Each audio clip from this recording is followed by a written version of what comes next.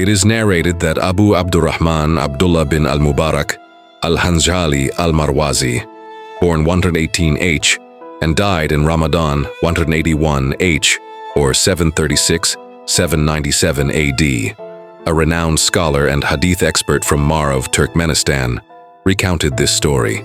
Once, after completing one of the Hajj rituals, he rested and fell asleep. In his sleep, he dreamed of seeing two angels descending from the sky. He heard their conversation. "How many came this year?" One angel asked the other. 700,000, replied the other angel. How many had their Hajj accepted?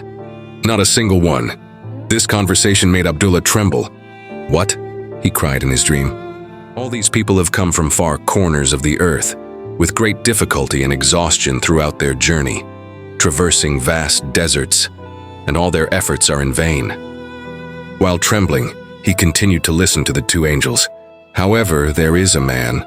Although he did not come to perform Hajj, his Hajj was accepted and all his sins were forgiven.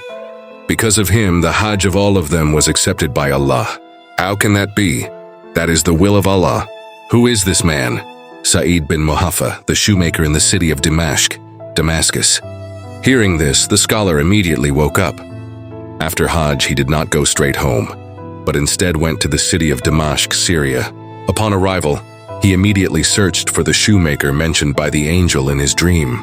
He asked almost every shoemaker if there was indeed a shoemaker named Sa'id bin Muhafah. Yes, on the outskirts of the city, answered one of the shoemakers, pointing the direction. Arriving there, the scholar found a shoemaker in shabby clothes. Is it true that your name is Sa'id bin Muhafah? Asked the scholar. Yes, who are you, sir? I am Abdullah bin Mubarak. Sa'id was moved. You are a famous scholar. What brings you to me? For a moment, the scholar was confused about where to begin his question. Finally, he told about his dream. I want to know, is there something you have done that made you deserving of the reward of an accepted Hajj? Hajj Mabrur. Honestly, I myself do not know. Please tell me about your life so far. So Sa'id bin Muhafah told his story. Every year, every Hajj season, I always hear, Labbaika Allahumma labbaika. Labbaika la sharika laka labbaika. Innal hamda wa ni'mata laka wal mulka la sharika laka. O Allah, I respond to your call, you have no partner. All praise and blessings are yours and all sovereignty. You have no partner. Every time I hear that, I always cry. O Allah, I long for Mecca.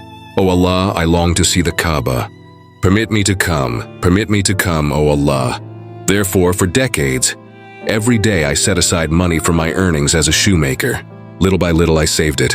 Finally, this year, I had 350 dirhams, enough for me to perform Hajj.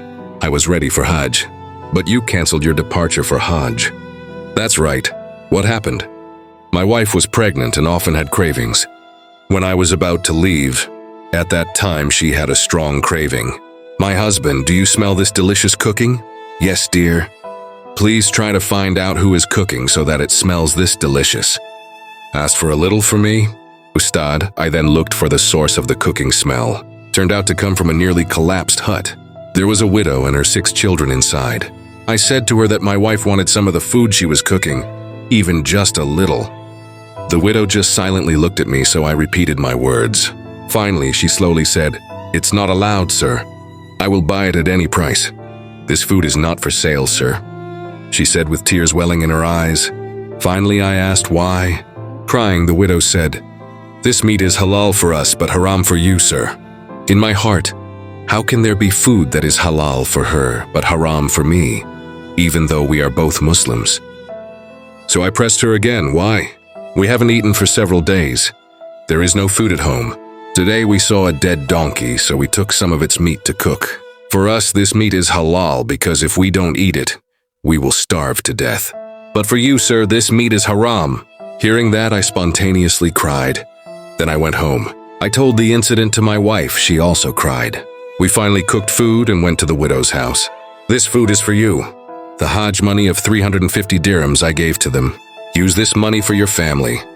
Use it to start a business so you won't go hungry again. O Allah, here is my Hajj. O Allah, here is my Mecca. Hearing this story, Abdullah bin Mubarak could not hold back his tears and cried, saying, It is no wonder that Allah granted you the blessing of Hajj because of the deed you have done. Truly, Allah is most merciful and all-knowing. I thank you, for I have gained a very valuable additional lesson in my life." Then the scholar bid farewell and returned to his hometown. That is a brief story about sincerity and kindness done selflessly, which turned out to be a reason for Allah's mercy to descend, saving many deeds and causing them to be accepted before Allah. We will never know when, where, or how Allah grant His love and mercy for what we do for other with sincerity, with nothing to hope in return for Allah's sake. May we be able to take a lesson from this story to become better individuals in living our lives until our time of death comes later. Amin ya Rabbal Alameen. Wassalamu alaikum wa rahmatullahi wa barakatuh.